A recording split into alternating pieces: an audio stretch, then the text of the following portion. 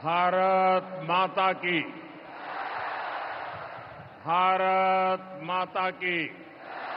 আলিপুরদুয়ারে জয় প্রধানমন্ত্রী নরেন্দ্র জোহার। মোদী আগুন ঝরা বক্তব্য দেন। রাজ্যের নমস্কার। মুখ্যমন্ত্রী মমতা ব্যানার্জির বিরুদ্ধে পুরো বেশিরভাগ সময় ব্যয় বড়রা করেন। পুরো বক্তব্যটি শুনতে থাকুন এই আমার চ্যানেলে। প্রণাম চ্যানেলটি নেবেন। সাবস্ক্রাইব করে পাশে থাকুন। ছোটরা ভালোবাসা। आप इतनी विशाल संख्या में यहां हमें आशीर्वाद देने आए हैं। मैं हृदय से बंगाल की जनता का अभिनंदन करता हूं। आज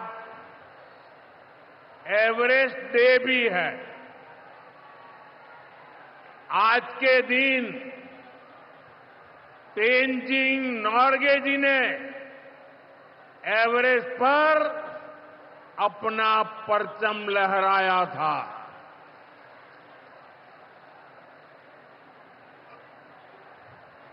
उनके सम्मान में हम भी अपना तिरंगा फहराएंगे।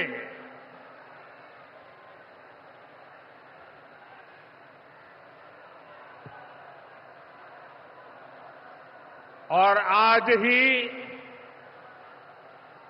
महान स्वतंत्रता सेनानी रामानंद चटर्जी की जयंती भी है। ये महान संतानें हमें प्रेरित करती है, बड़े संकल्पों की सिद्धि के लिए हौसला देती है।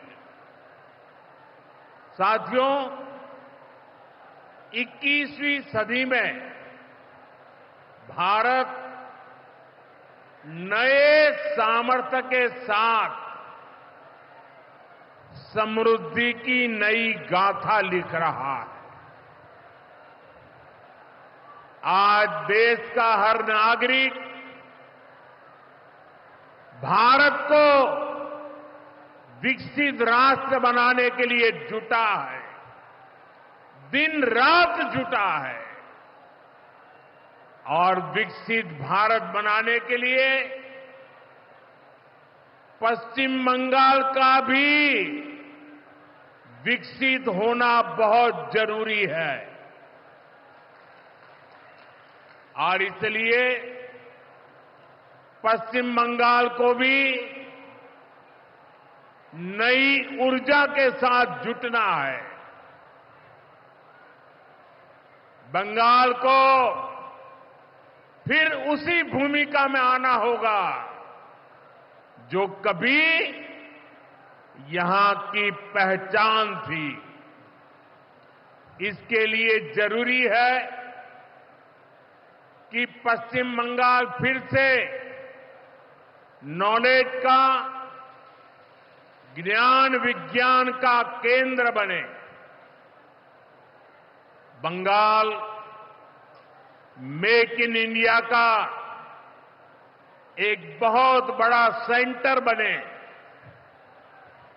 बंगाल देश में पोर्ट लेड डेवलपमेंट को गति दे।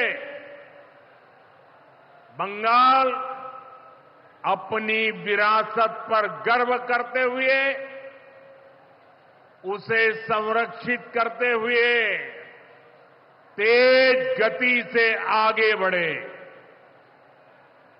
साथियों, केंद्र की भाजपा सरकार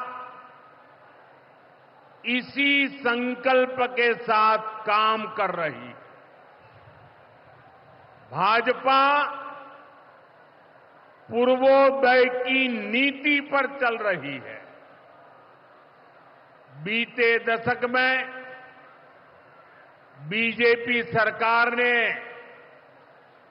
यहां के विकास के लिए हजारों करोड़ों का निवेश किया है।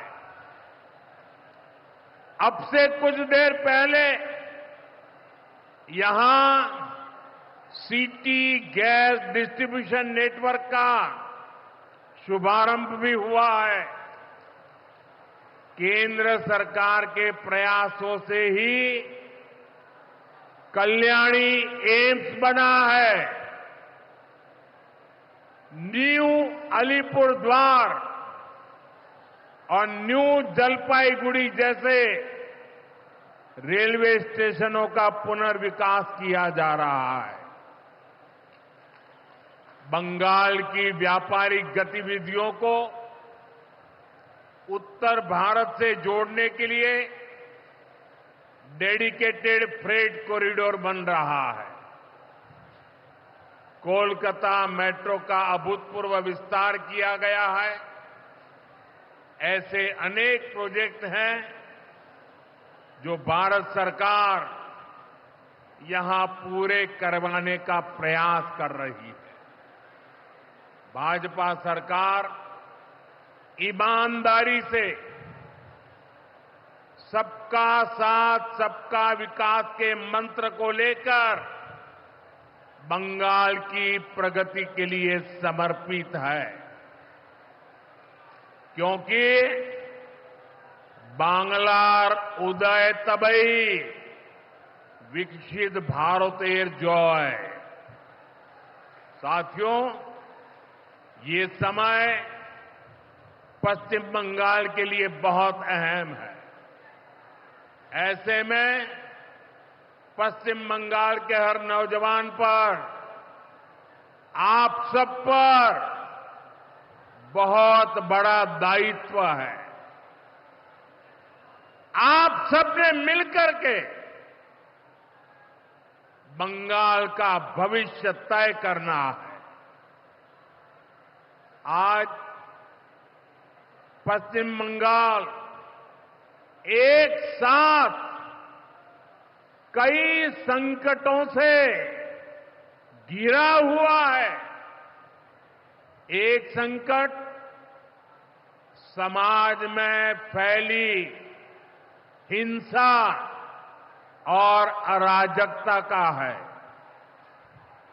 दूसरा संकट माताओं बहनों की असुरक्षा का है। उन पर हो रहे जघन्य अपराधों का है। तीसरा संकट नौजवानों में फैल रही घोर निराशा का है। बेतहाशा बेरोजगारी का है। चौथा संकट घनघोर करप्शन का है। यहां की सिस्टम पर लगातार कम होते जनविश्वास का है। और पांचवा संकट गरीबों का हक छीनने वाली सत्ताधारी पार्टी की स्वार्थी राजनीति का है। साथियों, यहां मुर्शिदाबाद में जो कुछ हुआ, मालदा में जो कुछ हुआ, वो यहां की सरकार की निर्ममता का उदाहरण है। दंगों में गरीब माताओं बहनों की जीवन भर की पूंजी राख कर दी गई।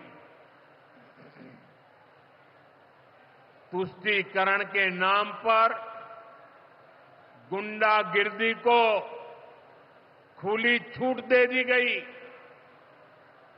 जब सरकार चलाने वाले एक पार्टी के लोग, विधायक, कॉरपोरेटर ही लोगों के घरों को चिन्हित करके जलाते हैं और पुलिस तमाशा देखती है, तो उस भयावह स्थिति की कल्पना की जा सकती है।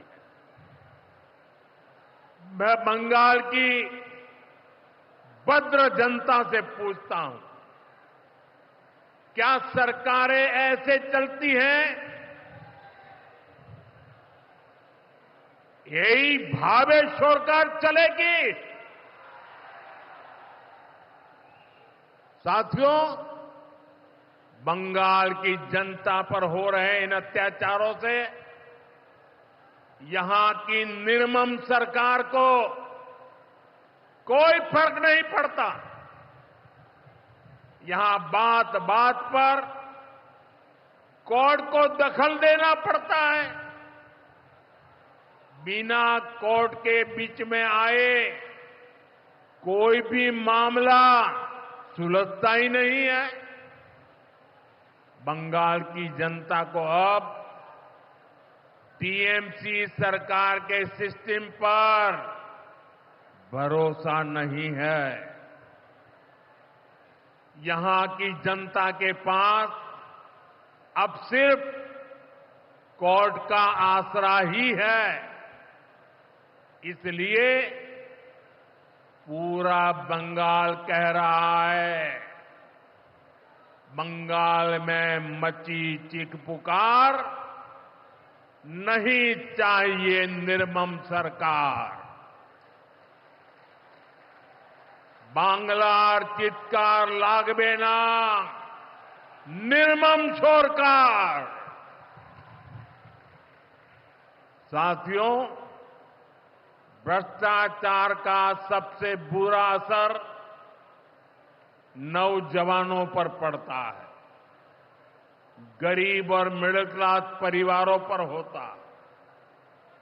भ्रष्टाचार कैसे चारों तरफ बर्बादी लाता है, ये हमने टीचर भर्ती घोटाले में देखा है। टीएमसी सरकार ने अपने शासनकाल में हजारों टीचर्स का फ्यूचर बर्बाद कर दिया, उनके परिवारों को तबाह कर दिया, उनके बच्चों को असहाय छोड़ दिया। टीएमसी के घोटालेबाजों ने सैकड़ों गरीब परिवार के बेटे बेटियों को अंधकार में धकेल दिया है। ये सिर्फ कुछ हजार टीचर्स के भविष्य के साथ खिलवाड़ नहीं है, बल्कि पश्चिम बंगाल के पूरे एजुकेशन सिस्टम को बर्बाद किया जा रहा है। टीचर्स के अभाव में लाखों बच्चों का भविष्य दांव पर है। इतना बड़ा पाप टीएमसी के नेताओं ने किया है। हद तो ये है कि ये लोग आज भी अपनी गलती मानने को तैयार नहीं है। उल्टा देश की अदालत को, न्यायपालिका को, कोर्ट को दोषी ठहराते हैं। साथियों, टीएमसी ने चाय बागान में काम करने वाले साथियों को भी नहीं छोड़ा है। यहां सरकार की कुनीतियों के कारण टी गार्डन लगातार बंद होते जा रहे हैं। मजदूरों के हाथ से काम निकलता चला जा रहा है। यहां पीएफ को लेकर जो कुछ भी हुआ वो बहुत शर्मनाक है। ये गरीब मेहनतकश लोगों की कमाई, उस पर डाका डाला जा रहा है। टीएमसी सरकार इसके दोषी लोगों को बचाने की कोशिश कर रही है। और मैं बंगाल के मेरे भाई बहन आपको विश्वास दिलाने आया हूं, भाजपा ये नहीं होने देगी।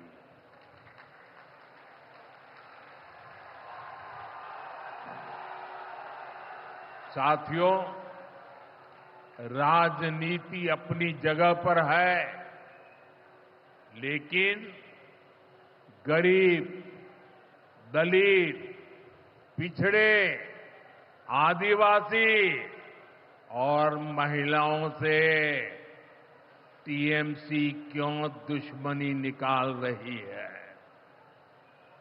पश्चिम बंगाल के गरीब, एससी, एसटी, ओबीसी के लिए जो भी योजनाएं देश में चल रही है, उनमें से बहुत सारी योजनाएं यहां लागू ही नहीं होने दी जा रही है। पूरे देश में करोड़ों लोगों को आयुष्मान योजना के तहत मुफ्त इलाज मिल चुका है, लेकिन मुझे दुख के साथ कहना पड़ रहा है, इसका फायदा पश्चिम बंगाल के मेरे भाई बहनों को नहीं मिल रहा। पश्चिम बंगाल का कोई साथी अगर दिल्ली, बेंगलुरु, चेन्नई गया है, उसको वहां मुफ्त इलाज नहीं मिल पाता है, क्योंकि निर्मम सरकार ने बंगाल के अपने लोगों को आयुष्मान कार्ड देने ही नहीं दिया। आज देश भर में 70 वर्ष से ऊपर के बुजुर्गों को 5 लाख रुपए तक मुफ्त इलाज की सुविधा मिल रही है। मैं तो चाहता हूं कि पश्चिम बंगाल में भी 70 वर्ष से ऊपर के सभी बुजुर्गों को मुफ्त इलाज की सुविधा मिले,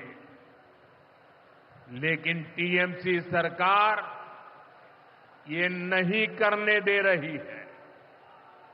केंद्र की बीजेपी सरकार देश भर में गरीब परिवारों को पक्के घर बनाकर दे रही है, लेकिन पश्चिम बंगाल में लाखों परिवारों का घर नहीं बन पा रहा है, क्योंकि टीएमसी के लोग इसमें भी गरीब के पास से कट और कमीशन की मांग कर रहे हैं।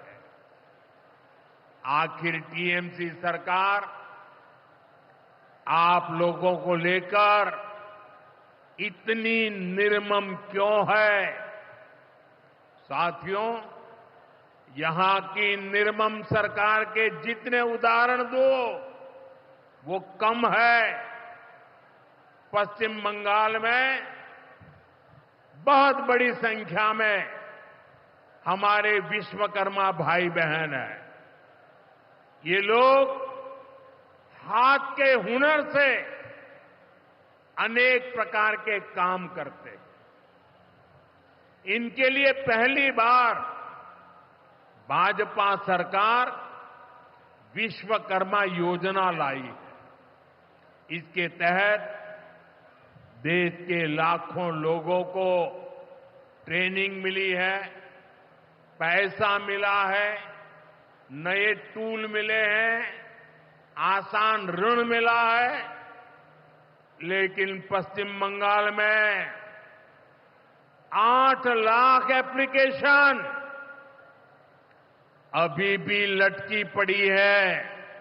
निर्मम सरकार उस पर बैठ गई है, क्योंकि टीएमसी सरकार इस योजना को भी लागू नहीं कर रही है।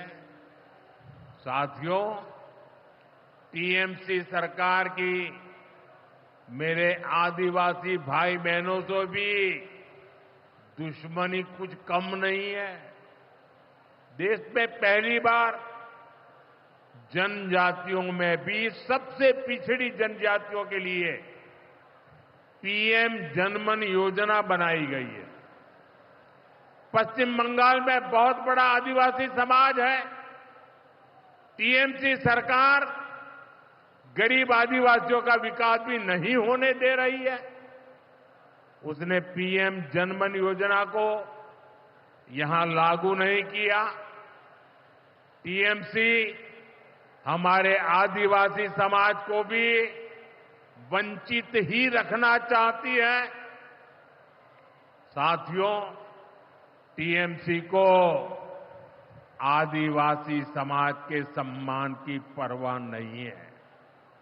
2022 में जब एनडीए ने एक आदिवासी महिला को राष्ट्रपति उम्मीदवार बनाया तो सबसे पहले विरोध करने वाली पार्टी टीएमसी थी। बंगाल के आदिवासी इलाकों की उपेक्षा भी यही दिखाती है कि इन्हीं आदिवासी समाज से टीएमसी वालों को कोई लगाव नहीं है, कोई लेना देना नहीं। साथियों, कुछ दिन पहले दिल्ली में नीति आयोग की गवर्निंग काउंसिल की बहुत महत्वपूर्ण बैठक हुई। ये एक अहम मंच होता है जहां देश भर के मुख्यमंत्री मिलकर विकास पर चर्चा करते हैं।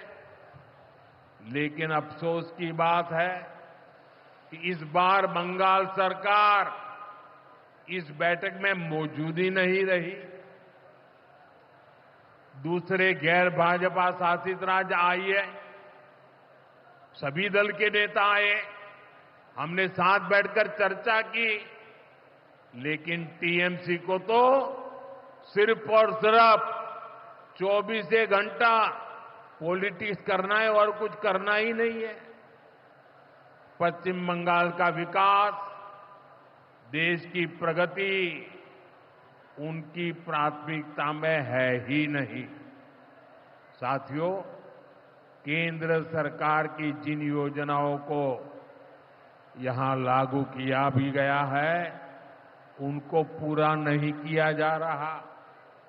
पीएम ग्राम सड़क योजना के तहत पश्चिम बंगाल के गांवों के लिए 4000 किलोमीटर की सड़कें स्वीकृत की गई। इनको पिछले साल तक पूरा हो जाना था। 4000 किलोमीटर तो छोड़िए, यहां 400 किलोमीटर सड़कें भी नहीं बन पाई है। साथियों, इंफ्रास्ट्रक्चर के काम से सुविधाएं भी बनती है और रोजगार भी बनते हैं। लेकिन हालत ये है कि पश्चिम बंगाल में 16 बड़े इंफ्रास्ट्रक्चर प्रोजेक्ट यहां की सरकार अटकाए हुए है।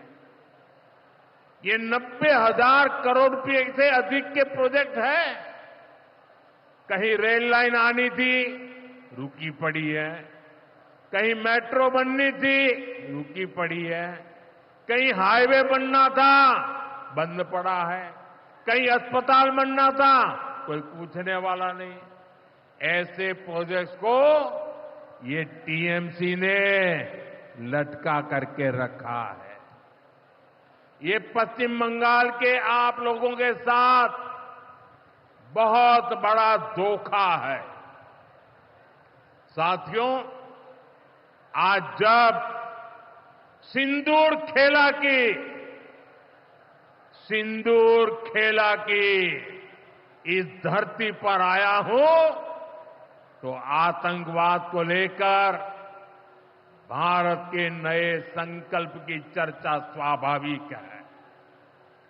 22 अप्रैल को पहलगाम में, जम्मू कश्मीर में आतंकियों ने जो बर्बरता की, उसके बाद पश्चिम बंगाल में भी बहुत गुस्सा था।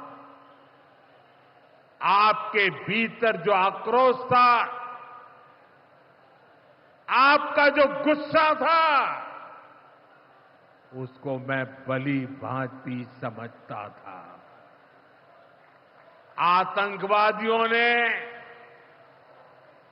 हमारी बहनों का सिंदूर मिटाने का दुस्साहस किया।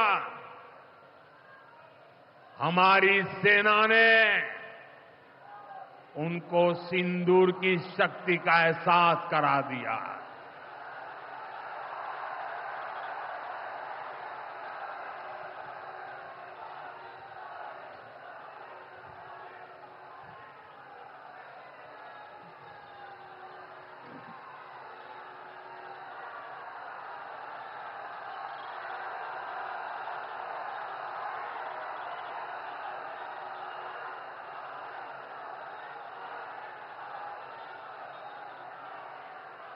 हमने आतंक के उन ठिकानों को तबाह किया जिनकी पाकिस्तान ने कल्पना तक नहीं की थी। साथियों, आतंक को पालने वाले पाकिस्तान के पास दुनिया को देने के लिए कुछ भी पॉजिटिव नहीं है। जब से वो अस्तित्व में आए हैं तब से ही उसने सिर्फ आतंक को पाला है। 1947 में बंटवारे के बाद से ही उसने भारत पर आतंक के हमला किया। कुछ सालों के बाद उसने यहां पड़ोस में आज के बांग्लादेश में जो आतंक फैलाया, पाकिस्तान की सेनाओं ने जिस प्रकार बांग्लादेश में रेप किए, मर्डर किए, वो कोई भूल नहीं सकता। आतंक और नरसंहार ये पाकिस्तानी सेना की सबसे बड़ी एक्सपर्टाइज है। जब सीधा युद्ध लड़ा जाता है तो उसकी हार तय होती है, उसका पराजय निश्चित होता है, उसको मुंह की खानी पड़ती है। यही कारण है कि पाकिस्तान की सेना आतंकियों का सहारा लेती है। लेकिन पहलगाम हमले के बाद अब भारत ने दुनिया को बता दिया है, भारत अब आतंकी हमला हुआ, भारत पर आतंकी हमला हुआ तो दुश्मन को उसकी बड़ी कीमत चुकानी पड़ेगी।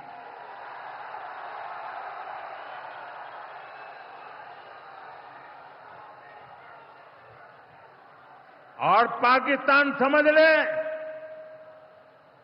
3 बार घर में घुस करके मारा है तुम्हें।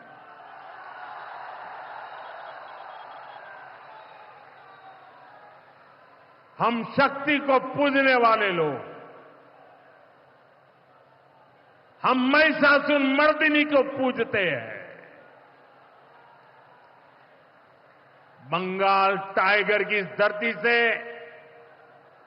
140 करोड़ भारतीयों का ऐलान है। ऑपरेशन सिंदूर अभी खत्म नहीं हुआ है।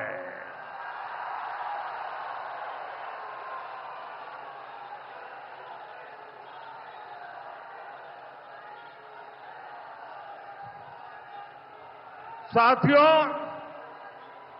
पश्चिम बंगाल को अब हिंसा की, तुष्टीकरण की, दंगों की, महिला अत्याचार की, घोटालों की राजनीति से मुक्ति चाहिए।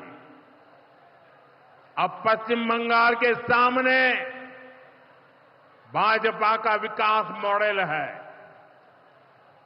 आज भाजपा देश के कई राज्यों में सरकारें चला रही है। देश के लोग बार बार भाजपा को अवसर दे रहे हैं।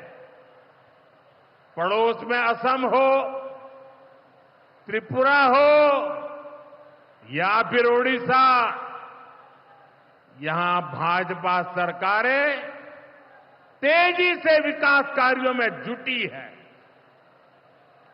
मैं बंगाल के सभी भाजपा कार्यकर्ता साथियों से कहूंगा, हमें कमर कसकर तैयार रहना है।